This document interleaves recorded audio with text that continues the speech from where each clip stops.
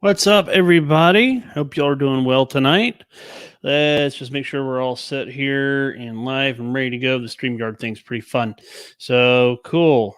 Fun. If you are here watching tonight, if you are on live on YouTube, if you're live on my personal Facebook page or the Travel Tips Tuesday Facebook page, please say hello. Would love you to like this post, share it, all that kind of fun stuff. If you are not subscribed to my Travel Tips Tuesday YouTube channel, we literally have, I'm not afraid to say this, 3 people.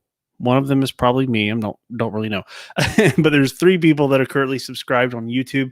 I'm going to be more intentionally kind of building that as a presence there to reach more folks, because YouTube is a completely different animal than Facebook. It is another great social video-based platform that is super active. So would love for you to go over and subscribe to Travel Tips Tuesday on YouTube.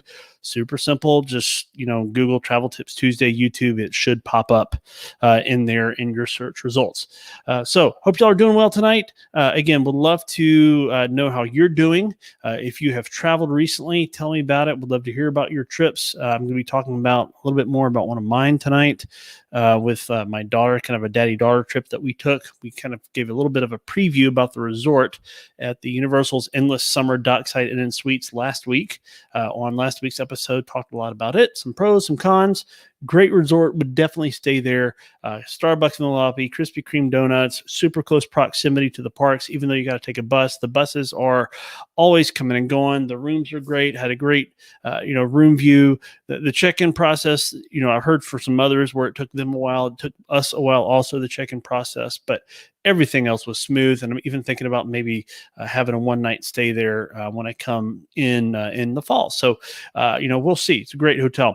But let's go ahead and get started with tonight's episode. We got a lot of news to cover and a lot of great content tonight as well. And it's going to kind of be all over the place a little bit because I'm trying to cram a whole lot into one show, because I want to get back and do a preview show talking about what's coming in the fall at Walt Disney World, probably in the next week or two.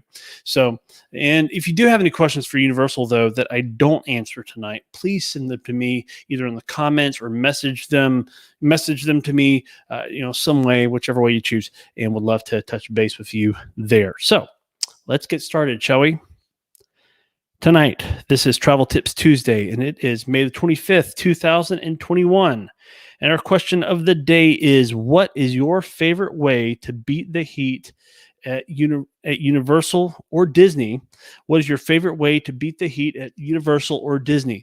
We all have our favorite ways, whether it's just, ice water or, wearing cool clothing, finding a great attraction with great air conditioning, all those kinds of things. So there's a lot of great tips in here, and we're going to come back to some of those here in a little bit, because everybody kind of has their different sort of mindset when it comes to this. We may come back and do another. It's been a while since we've done an episode strictly on this one thing, but it can be hugely valuable, especially if you do travel in the warmer months, which, last a good part of the year in Central Florida. So I would love to know, what is your favorite way to beat the heat at Disney or Universal? We'd love for you to share those comments here live on the podcast. So please drop those in there, even if you've already shared them in the main feed that I asked earlier. We'd love to hear from you here tonight. I will be going back to the main feed to check on some of those, but we'd love to highlight some of you if you have a helpful tip or two. So let's get into the travel news, shall we? Let's get into the travel news. Cruising, there's some ship updates coming along, and this is some information that actually dropped today. So as you know, the Centers for Disease Control and the Department of Health and Human Services have had this sort of conditional sailing order that has governed what cruise lines kind of can and can't do. Well, as of today, well, not really as of today, but ships and cruise lines have been submitting plans to the CDC and the Department of Health and Human Services for approval to basically run test cruises. And there's a lot of, we're going to try and be in the water by July, but nothing really like super firm. However, there were some announcements made that several cruise lines will be, based on some legislation that was passed with the help of some representatives from the wonderful state of Alaska. There will be some direct cruises this summer in unlimited cruising capacity, sailing directly out of Seattle to Alaska. Many times, some cruise lines would either stop in Canada or would sail out of Vancouver, but because of current kind of regulations there, dealing with kind of the international thing and whatnot, borders and everything that kind of comes along with that, and what Canada is doing and where the U.S. is and kind of where we both are.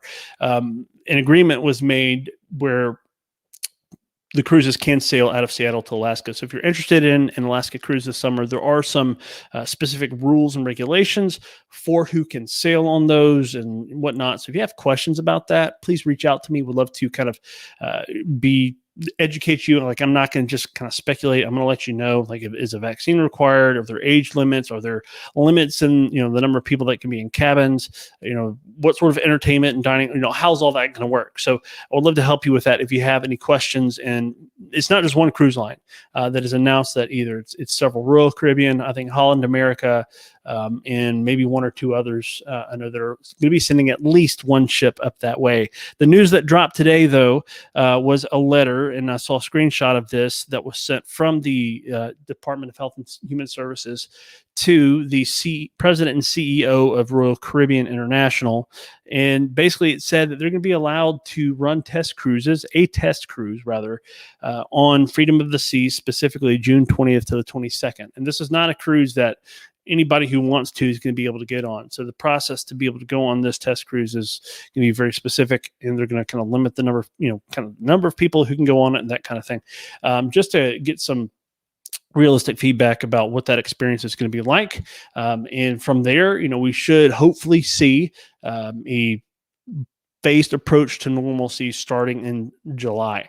So hopefully for those of you that have cruises planned later in the summer and into the fall, you will be able to get to go on those. I've been talking to a lot of folks and been working with a cruise group where we've had to move things around a number of times. And I love being able to be the person to help them where they're not having to be on the phone. And that's me being able to do that for them. It's a service I provide that's free. And, I love being able to save my clients time and also hassle, hopefully, in the process. So looking forward to the future, and the cruise industry is reopening. So that's pretty fun. And if you do have questions about that and what that means potentially for you, please let me know. Some theme park news. Let's talk about Disneyland real quick. Capacity has actually been increased since it reopened initially on April 30th. And also, according to a very recent tweet, as of last Friday, I believe, from Governor Gavin Newsom of the state of California, they will return to normal operations as of June the 15th. In his words, specifically from his tweet last Friday, he said, "We are keeping it simple. Businesses will be able to return to usual operations.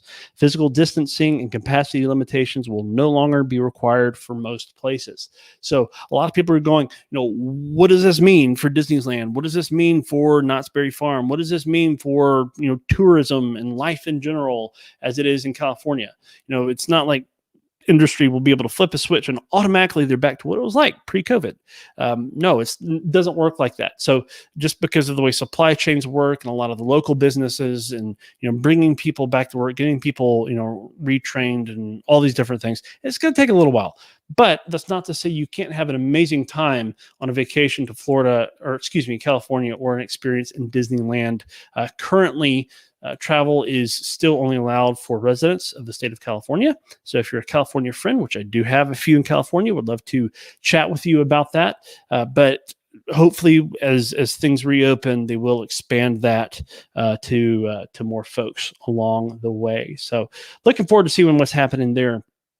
Also, let's talk about Walt Disney World. So we've not talked a ton about this just yet, because this announcement that I'm getting ready to talk about was announced just before I was going to Universal. So my mind was kind of there. It still is, but we're going to be sort of phasing back to Disney for a little bit starting next week. But the Disney After Hours Experience Boo Bash, which is not a carbon copy replacement of the Halloween parties that have been there before, the Mickey's Not So Scary Halloween Party, there are going to be some familiar elements of it, but there will be some things that will be missing as well.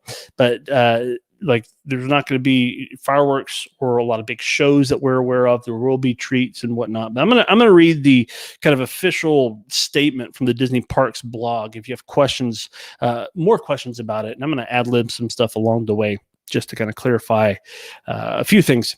So Disney After Hours Boo Bash tickets will grant admission to Magic Kingdom Park as early as 7 p.m. without the need for a day park ticket or Disney Park Pass theme park reservation. So it is a separate ticketed event. So even if you have a park pass reservation for Magic Kingdom and a valid park ticket for that day, that does not guarantee you entry into the Boo Bash party, after hours party. It is a separate ticketed event. Because it's a separate ticketed event, it kind of acts as your park ticket and as your park pass in the same way. So that's an important thing to recognize. It will give you more time to enjoy even more of your favorite attractions, stores, food items, things of that nature. Guests young and old and immortal can dress in costume for the occasion and get their fill of Halloween candy. So yes, there will be candy. An important reminder, costume masks are not permitted for adults. So please be aware of that. Costume, that's very specific. Costume masks are very, not permitted for adults. But if you do have one that's kind of like this is one of my Star Wars masks that I bought at Disney back in January, like one of these kind that, everybody's been wearing for the past year or so, or a lot of people anyway. And it kind of jives with your costume and it's thematic. Yes, you can wear those are okay. But the full face costume mask, like Darth Vader helmet kind of thing, those are not permitted. There's, fully covered latex mask that may go over your whole head. Those are not okay. There's some more specifics about that information online. If you do have more specific questions, you're thinking about going to Boo Bash, please let me know. I would love to help answer those for you. But those kind of masks can be worn by children younger than 14. So basically 13 and under. In addition, all guests are required to wear approved facial coverings during the event. So this news bulletin came out before the relaxation of mask policies at the Walt Disney World Resort. So if you actually go and click on the hyperlink where it says face coverings on the Disney Parks blog, it takes you to the page that kind of gives you the rundown about, costume policies and masks and whatnot, kind of like we were just talking about with costumes and adults. And so what I would say right now, I'm not 100% certain. It's just me being honest. I'm not 100% certain that this information has been updated as of yet because it went out super fast. I would also not be surprised, though, still if in certain situations, if facial coverings are still required. For instance, right now they are required if you're in an indoor attraction, if you're not actively eating or drinking indoors, if you're, so that's in restaurants and stores. So, the moment you get in queues, they're required still. So just be aware of that. But, again, this is between now and then. It's, May 25th, and we've got several months until the Boo Bash event starts. The tickets do go on sale next month. In case you're not familiar with the after hours parties, it's a special event that's open to a limited number of guests after normal park operating hours. The experience offers a low wait times at more than 20 attractions, from classics like the Haunted Mansion and Space Mountain to newer favorites like Seven Dwarfs Mine Train. It's a ghostly good time for all. Tickets will go on sale next month with an early purchase window available to guests of select Walt Disney World Resort hotels. So if you are staying on property, there's a very good chance you will be able to purchase these tickets early. Again, these are going to be limited, just like the Halloween parties and Very Merry Christmas parties and other after hours events have been in the past.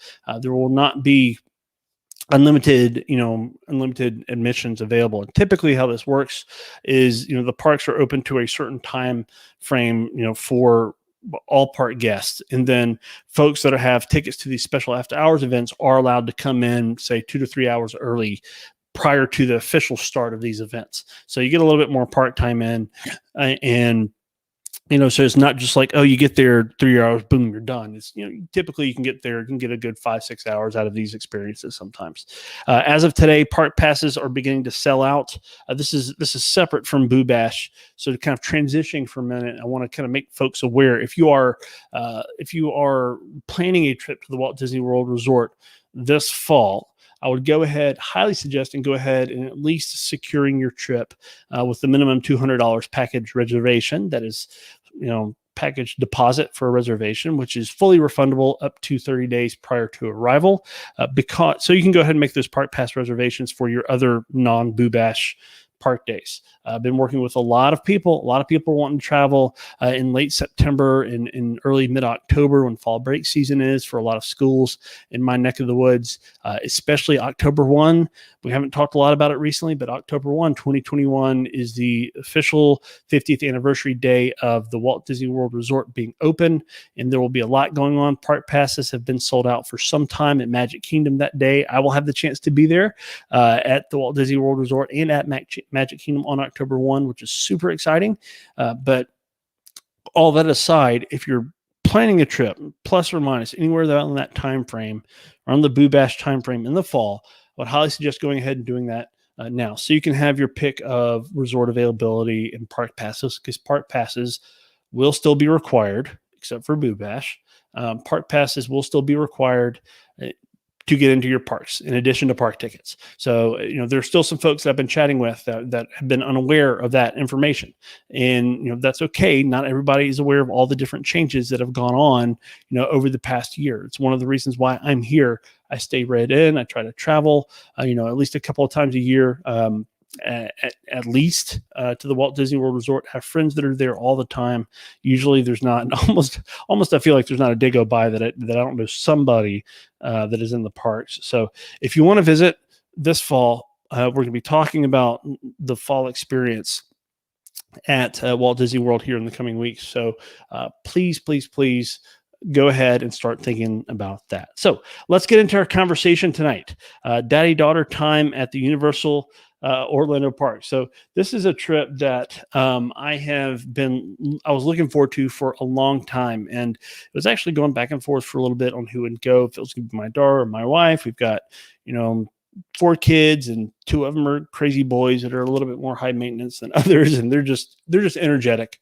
They are what they are, and we don't have a lot of people that would be able to watch them while we're both gone. So my oldest daughter, my 8-year-old Evelyn, ended up going with us, and we had an amazing time, from just driving to the airport in Nashville to flying down and, getting to the resort hotel and just hanging out and just creating some amazing memories. It was a really special time for me as her dad, but also as a travel planner. It was very informative. So occasionally I get asked this question all the time. What is it like to travel with young kids? Talked about traveling with young kids and a large family. Well, what if you're a single parent? Okay. What if you're a single parent and you want to take your kids and you're thinking about flying on a plane, or you drive, or, what are the best options there? What's the least hassle? And you want to take, say one of your kids or all of your kids on an incredible vacation. What's that like? So I had a little bit of an insight into that. So I want to tell you kind of from that perspective, kind of what we did a little bit. We're not going to get into everything. Again, we could do like 2 months solid worth of episodes looking at, the Wizarding World of Harry Potter by itself. We could split both parts of it into 2 separate episodes. We could talk about food. We could talk about attractions. We could talk about, the different lands. So there's a number of different ways we can split it up. But for right now, we may come back to some of this stuff. We're going to try to focus on all of it tonight. So again, daddy-daughter time at Universal Orlando Parks. And we're going to break here and kind of come back to our question of the day here in just a minute, just to give you all a heads up. Day 1 and day 3, so we spent 3 days in the parks. Day 1 and day 3 were spent hopping between Universal Studios Orlando and Islands of Adventure. So we went between both. Islands of Adventure is kind of split up into islands, or little lands, and kind of they have their own sort of themes, and traditionally has been some live entertainment, and there are more roller coasters kind of on that side. That's sort of what it's known for, hence that adventure theme. The Universal Studios Orlando side has more screen-based attractions that do have some elements of thrill to them that are pretty fun as well. And there are some roller coasters on that side of the park as well. Day 2 was spent early on in the 2 main parks, and the afternoon was spent at Volcano Bay. So if you did not know this, the Universal Orlando Resort is home to Volcano Bay, which is one of, if not the newest water park in the Central Florida kind of theme park area. And it is so so amazing. We had such an awesome time there. And we didn't go there for a long time because a lot of the water slides I knew she would not be able to do, or she would not want to do. Like, she could do a lot of them because she was tall enough, but she would not want to, just because of what she was experiencing, and I couldn't leave her alone because I was together. So that's kind of one thing to think of if you're traveling alone with kids that are going. That's just one thing to kind of be aware of, sort of playing around in that, and going into it with a realistic expectation. Is it possible to have an amazing time and create some amazing memories, even if you're going to be watching kids by yourself the whole time? Yes. Yeah. It totally is. And I'm going to get to one of those moments here in just a little bit. So again, day 1 and day 3 were spent hopping between the 2 main parks. Day 2 was spent in Volcano Bay. Most of our time was spent in the Wizarding World of Harry Potter, which was absolutely amazing. I'm wearing the shirt that we actually wore on our last day. This says, "We solemnly swear that," and then it ends. The "we're up to no good" part is actually on my daughter's shirt. So we were kind of a matching pair, which was kind of fun to wear these. My wife graciously made these. It was a lot of fun to wear them. We did a lot of really cool things. We ate some Harry Potter themed food, saw some Harry Potter themed shows and attractions, and did a number of things. So I want to start off talking specifically about Ollivanders. So I've got my Ollivanders gift bag right here in the back. This is actually really neat. So they made you pay $1 for this gift bag, but it's pretty nice. Like, right. So I'm keeping the wand in there. It's kind of a little keepsake in and of itself, which is kind of fun. But the experience at Ollivanders. So Ollivanders is the wand shop, and in the Harry Potter storyline, if you're familiar with it, that's where you go, and then the wand chooses the wizard, so to speak. So there are 2 options when you go. There is a line where you can just go into the Ollivanders wand shop and kind of buy your own wand and do your own thing without going in for the experience, because they have very limited spots for the experience where you allow the wand. You go in for basically the wand selection ceremony, and it doesn't cost you anything extra per se. But again, there are very limited spots for it. So if you want to do that, if that is on the top of your list, go to Diagon Alley, which is where Ollivanders is. Make that the first thing you do. Get there early, be some of the first in lines, go straight there, because those spots will be gone shortly. And I would also say they also reopened when we were there. They were reopening slots for Ollivanders for the wand selection kind of ceremony part of it to later on the day, like around noon or so, and they wouldn't tell you where they were going to be or where to line up. But that was one of the things. Like, we were told to come back. Oh, just come back 5 minutes before, and we can't tell you where we're going to be, but we'll probably be somewhere in this area. We had a team member tell us that. And so we came back, and they told us that all the spots were gone by 11. And we were actually told to show up like at 11:55. And I had the name of the team member that I had spoken with, and, we had actually been hanging around. We chose specifically not to do other things, ended up spending more time in Diagon Alley than we'd originally planned, to wait to kind of be around and get in line at the proper time. So because of that, I had the name of the team member that we talked with, and I kind of went to, manager. I was nice. I was like, look, this is what we were told. We've been here, and, my daughter's really looking forward to this. And they were like, well, we just had a cancellation. And so I don't know if they actually did have a cancellation or not, but they took us straight in after we'd been, waiting around for, I would say, not just standing still. Like, we've been walking around Diagon Alley and looking at all the things. We want to get ice cream. We walked through Nocturne Alley. We went in a number of the shops, which is a lot of fun.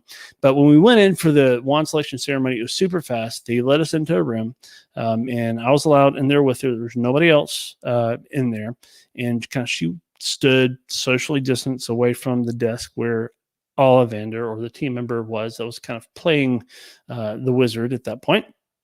I went through that selection part. I got a short bit of it on video, which was kind of cool. And, a number of different things happened, special effects, and it was a really neat little moment. And then you were kind of let out of the back exit, and it sort of dumped you into the gift shop portion where you actually paid for your wand.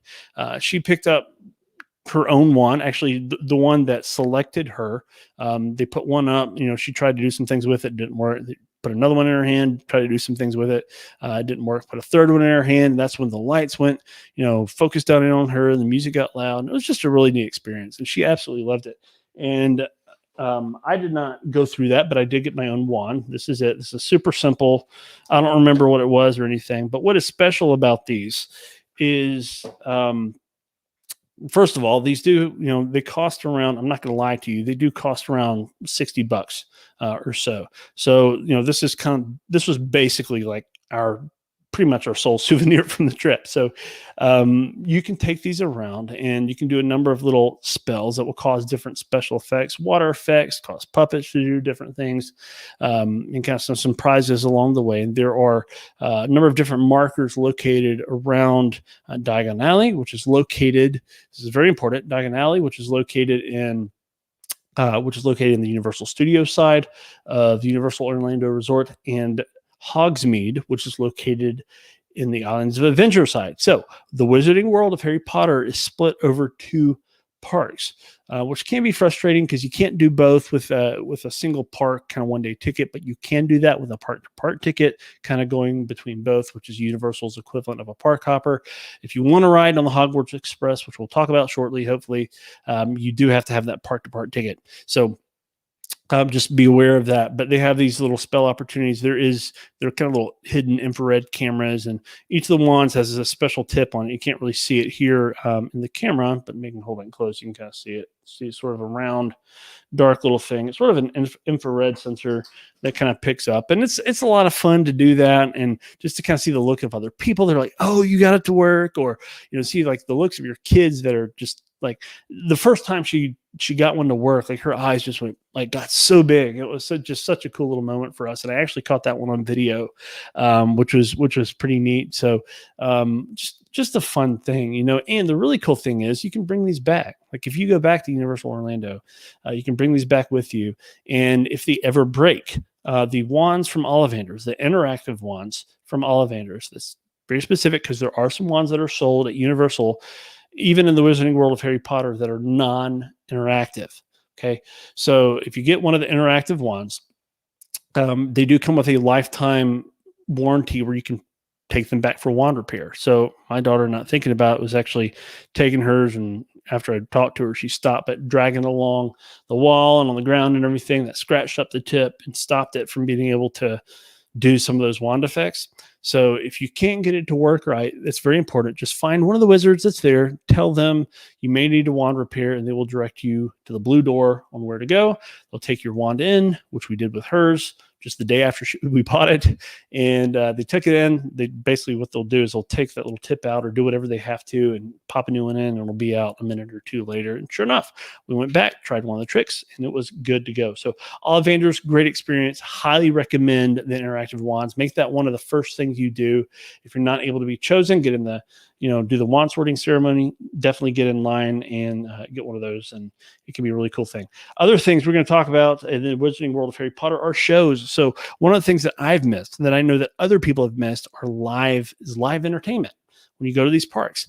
And guess what? Those Wizarding World of Harry Potter has live entertainment. So some of the thematic elements from kind of the Wizarding World, and even from the books, they're in Diagon Alley specifically. They have the Tales of Beedle the Bard. So you kind of know what that means. We specifically saw the tale of the 3 brothers specifically performed on stage with these amazing, like larger than life, really detailed, really interesting puppets that were so cool. The actors that portrayed the 3 brothers, and even the one that was kind of the narrator, did an incredible job. Some really cool kind of special effects along the way.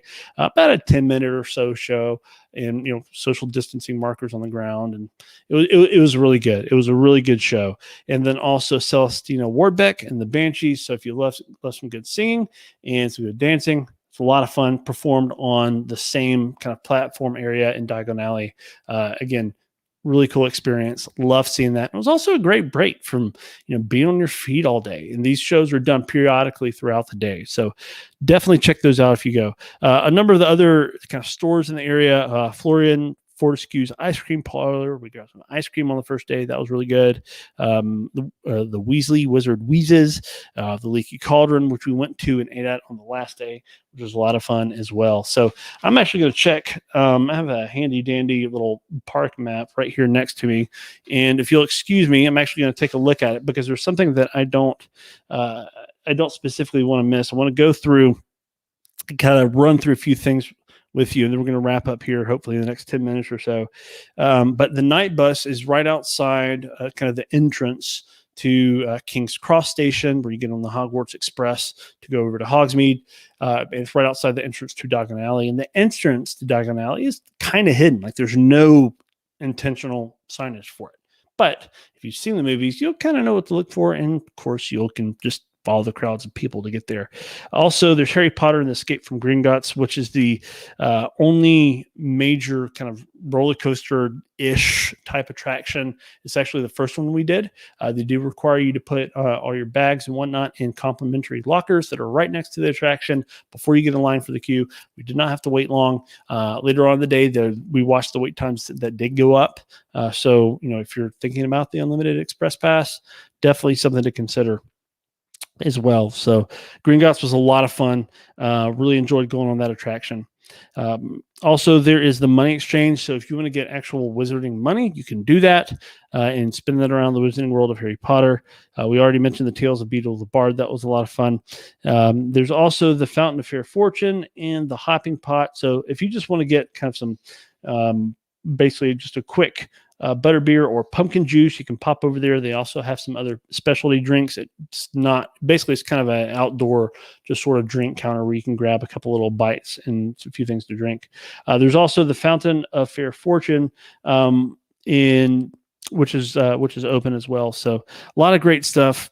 Kind of flipping over to Hogsmeade, over the Wizarding World of Harry Potter on the Islands of Adventure side, there's Flight of the Hippogriff. Now, Flight of the Hippogriff is a great roller coaster. It's a great starting roller coaster for most folks. And they do not require you to put your items in lockers at all. It's a very short roller coaster. If you are a Disney fanatic, I think it's probably most similar to some of the roller coasters in Magic Kingdom. It's not even as intense as Seven Dwarfs Mine Train. Again, super short, great roller coaster, short line. We probably went on that thing 3 times in a row at one point. She absolutely loved it. My daughter did. It's a lot of fun. They also have the Frog Choir and the Triwizard Spirit Rally, which is pretty awesome. You get to see the ladies of Beauxbaton and the gentlemen of Durmstrang. Barnstorm. Yeah, Dave Adams is on tonight. So, hey, Dave. Traditionally, he has a podcast that's also live right now. But Dave is an awesome guy over at Unrelated at Birth. He also has a new podcast that's coming out. Dave, if you want to plug that in the comments, feel free to do that. But yes, you're right. Dave says it is very much like Barnstormer, Flight of the Hippogriff is. And you're right. It absolutely is, for sure. There's also another Ollivander shop over in Hogsmeade as well. The Hagrid's Magical Creatures Motorbike Adventure, which I will talk about in just a minute. There's also the Hogwarts Hogsmeade Station, the Hog's Head, and 3 Broomsticks. So let's talk about Hagrid's Magical Creatures Motorbike Adventure. It's like the most complicated attraction name for a roller coaster. Seriously, it's a mouthful. So, this roller coaster is unlike many that are out there. It does not invert, so it doesn't go upside down. But you're probably like, okay, well, why is it so great? Well, there's some hidden surprises along the way, some thematic elements from the movie. Even in the queue is great. Like you feel like you're in Hagrid's hut. You feel like you're with, you feel like you're going to encounter a different creature around the corner at any point. Hearing all sorts of things, and kind of hearing Hagrid along the way, and it's just a really fun ride. There's the motorbike side, and there's the sidecar side. I rode on the motorbike side, which most people that I've talked to prefer. My daughter rode in the sidecar side. She kind of felt more secure in that, and I felt like she would be. And we were like this close. We were super close to not doing that attraction at all because she had never been on anything like that. There are several launch points in the coaster. So I would say for kind of stepping it up a notch from a roller coaster like Seven Dwarfs Mine Train at Magic Kingdom, or even like Space Mountain, if you want to go up one notch before you start going upside down, Hagrid's is a great roller coaster over at Universal. Definitely check that out. It is so much fun. It is one of those roller coasters that you go on. It's just you just have a smile on your face when you're done. And it was an absolute blast. And she kept on asking me, is it like, this roller coaster, that roller coaster, this? And I'm like, no, it's a little bit more than that. And, she almost backed out, but she ended up getting on it, and is very glad, very, very glad that she did it. So let's talk about Hogwarts Express real quickly. So again, I mentioned in order to do Hogwarts Express, you do have to have a park-to-park ticket to go on that attraction, because that's what it is. It's a train ride, a themed train ride where different things happen kind of out the windows and sort of in the hallway outside the train cabins. Different special effects and kind of things happen along the way. So it's not just you hop on a train, oh, I'm going to go over there, it's like the monorail. No, it's not like the monorail. Not at all. And it's really cool how they have it set up in the King's Cross station to kind of feel like you're getting on a train at King's Cross. I mean, the signage, the railing, the ambient noise they have playing, all the different things kind of make you feel like you're there. And even with Hogsmeade as well, the same sort of thing on that side. And the waits on both sides, especially going from Diagon Alley, so King's Cross over to Hogsmeade, that wait was generally longer. I think most people sort of went there while we were there, and I think the reason why it was longer is because the early park hours were for the Universal Orlando side where Diagon Alley was when we were there. So more people were on that side of the park first. So, wait times for that side sort of went up, and as more people, wanted to go over, they would take that attraction over that way. You can, while you're in the queue, you can watch people go through the wall at platform 9 3/4, get your picture taken, video, all those sorts of things. Great photo spot, great photo ops. There is one sort of little place where you can sort of sit on this little wall for a little bit, just sort of rest your legs from standing the whole time. General wait times when we were there were anywhere from an hour to an hour and 20 minutes, sometimes pressing an hour and a half. So that's where, I think the Express Pass would save you a ton of time and hassle. Because we did the Hogwarts Express 3, maybe 4 times. If we would have had that Express Pass, which we did not. So we were in standby lines. That could have saved us a lot of time. So this is my plug for that. If you're not staying at a premier level resort that comes with the Unlimited Express Pass, definitely consider adding it on, especially if you're traveling in a peak season. So you will pay more for it in the peak seasons, around the holidays, in the summer, peak travel times, or spring break and whatnot. But you will be able to do a lot more in a shorter amount of time, and you'll have a better time doing it. So it's quality and quantity at the same time, and it's a great experience. And the Unlimited Express Pass is not valid for all attractions, so it's valid for most of them, for many of them that are out there, but it's not valid for all of them. Like currently, for example, you cannot use the Unlimited Express Pass at Hagrid's Magical Creatures Motorbike Adventure. And again, we're talking mostly about Harry Potter tonight, but anyway, so there's a lot to do with the Wizarding World of Harry Potter. There's a lot to do over at the Universal Orlando Resort. I want to talk about one other specific spot that we went to, a place that we got to hang out at over at Islands of Adventure here in just a minute. But I do want to go back to our question of the day very quickly. So Dave Adams says Hagrid's Magical Creatures Motorbike Adventure is the second best attraction in Orlando, behind Rise of the Resistance at the Walt Disney World Resort over at Disney Hollywood Studios. And I would have to agree with you there, Dave. There's just something special about that attraction that I absolutely love. So let's check out the question of the day responses in my main personal feed. So the question of the day again was, we'll pop it up on the screen here for you very quickly. What is your favorite way to beat the heat at Universal or Disney? A lot of people just say start the day. Adam Coleman says start the day with a Trenta water from Starbucks. Yeah, so you get free water from Starbucks. Trenta is like the kind of the secret large size of water. Yes, you can get free ice water at any of the quick service locations, and Starbucks will still give that to you in the parks.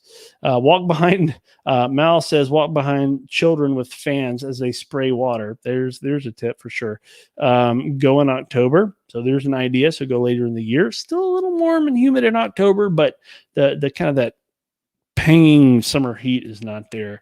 Also, Bobby says don't go in May, June, July, or August. So yeah, like if you have a heat intolerance, I would not go during those months. I would not. I mean, there's a lot of folks that are limited to going to, during those months. Like if you are a teacher or you have a job that requires you to be there, the other months out of the year, or that's when the most of your vacation time becomes available, then, I understand. And there are ways, that's why we're talking about this, so you can be equipped and ready to go.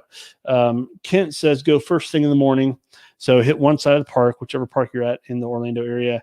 Go back to your resort for a lunch break during the hottest part of the day, which a lot of people do. We actually did that while we were there on day 1 and day 2. Day 3 was our departure day, so we did not do that particular day. But yeah, I mean, that's something you take advantage of. If you're traveling by yourself with young kids, you'll be surprised at the amount of energy that they will have later on in the day just from going back and taking a break either by the pool or taking naps, whether you need a nap or they do, or both. That's always a thing, right? So the lines are usually smaller and you aren't exposed to the sun during the worst part of the day. So that's one thing to be aware of. If you do take a break, you go back later in the day. Typically, those early morning rush times will not be there. So a lot of folks like to do that. And he's like, oh yeah, and by the way, we're here now. And yeah, I think he's sending me a picture from that's Epcot. That was sent an hour ago. My buddy Kent Braswell sent that over my way. Heather says trips in November, December, huge. Yeah, absolutely. The weather's a lot cooler in that time of the year, and the theming is incredible in the parks as well. At Disney and Universal, kind of partial to Disney a little bit, but Universal definitely has some great theming and some great opportunities there for some seasonal experiences that I love. Pool water part-time. That's what David says.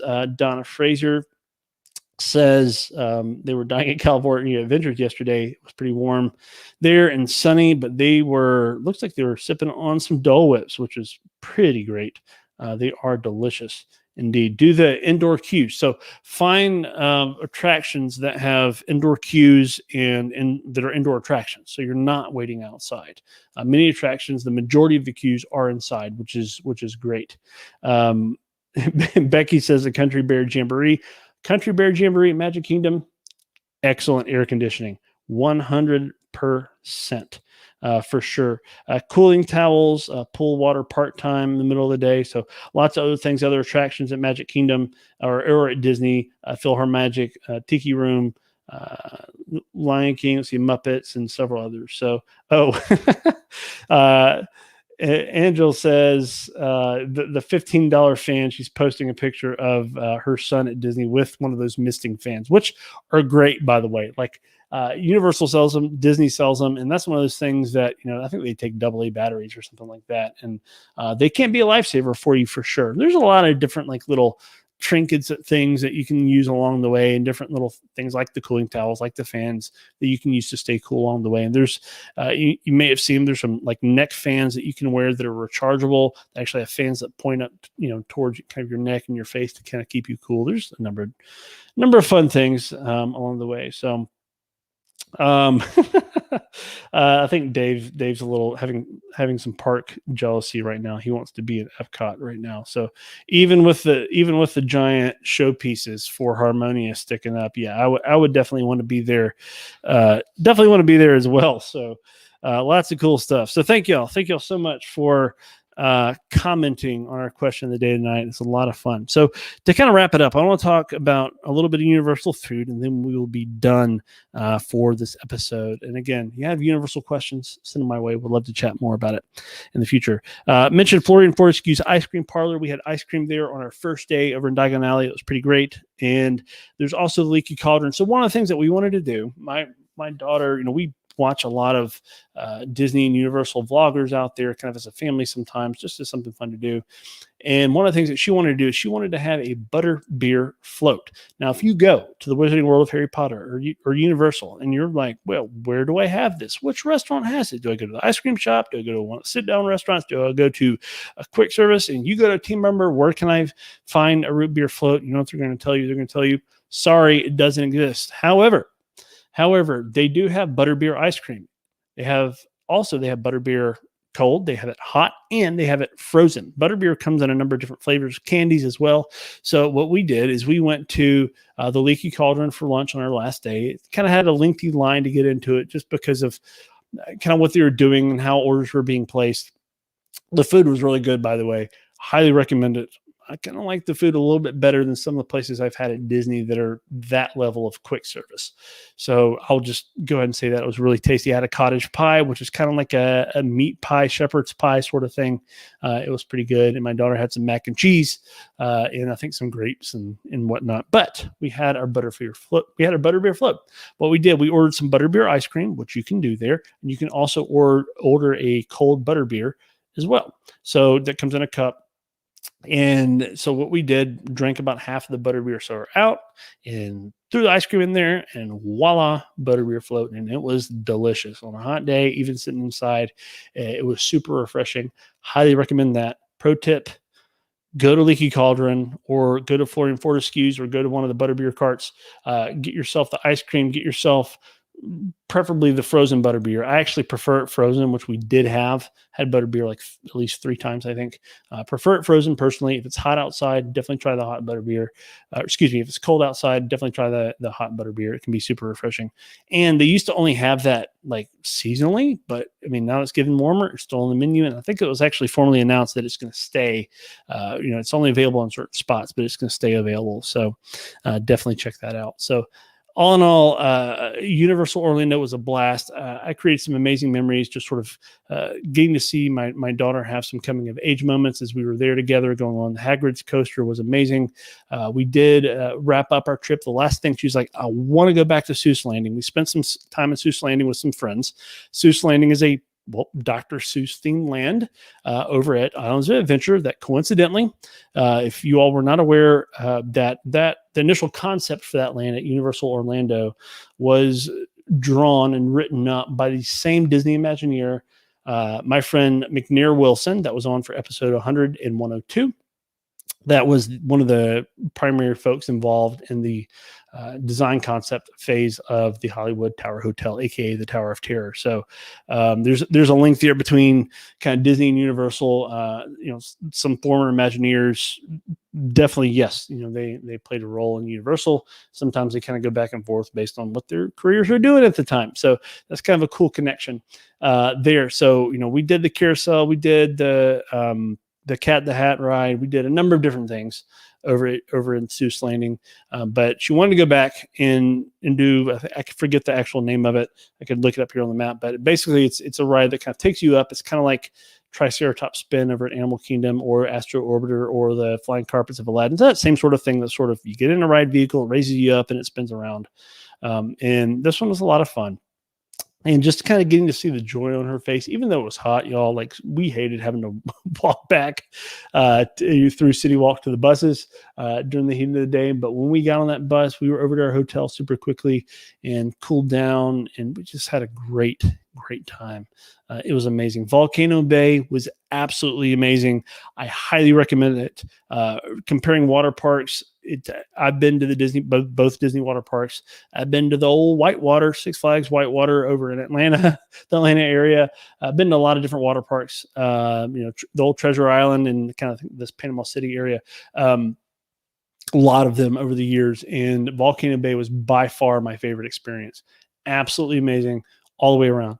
The food experience here was good. The attraction there, the kids area was great. The team members was awesome. I think there was a team member, I want to say his name was Hunter, over in the kids area that we talked to and kind of made friends with.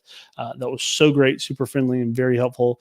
And one of the things is, so kind of wrapping our conversation up, I know I've said that a few times, is that in Volcano Bay, it's a water park. So if there is lightning, basically everything shuts down. Everything shuts down. People are like, well, how would you want to be there if there's lightning? Well, Florida often has little showers that come in typically in the 3 to 4 o'clock hour. And what happens when they shut the parks down when there's lightning around, has happened when we were there. I think the storm came through around 3:30 or so, is they shut all the rides down, and a lot of people that had been there for a while left. So the park almost completely cleared out. Well, about an hour and a half before the park closed, everything reopened, and we just got on slide after slide after slide, didn't have to wait in any lines, and got to do everything really that we wanted to do together in a very short amount of time, which is great. Now, if I had another adult there or she was older, we would have been able to do more slides and more things, and we would have gotten there earlier in the day. But again, having those realistic expectations, kind of talking with her ahead of time, seeing where she was at, kind of making sure she had an understanding of what we could and couldn't do, based on height and sort of what she was wanting to do. Right.